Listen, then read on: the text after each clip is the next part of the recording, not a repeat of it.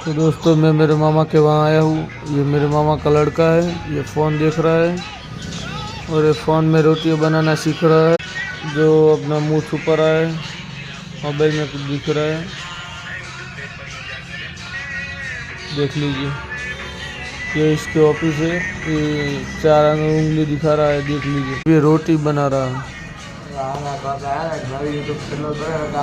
बरोबर બીજી વીડિયો પર આગળ એના વીડિયો બનાવી ગમ્યું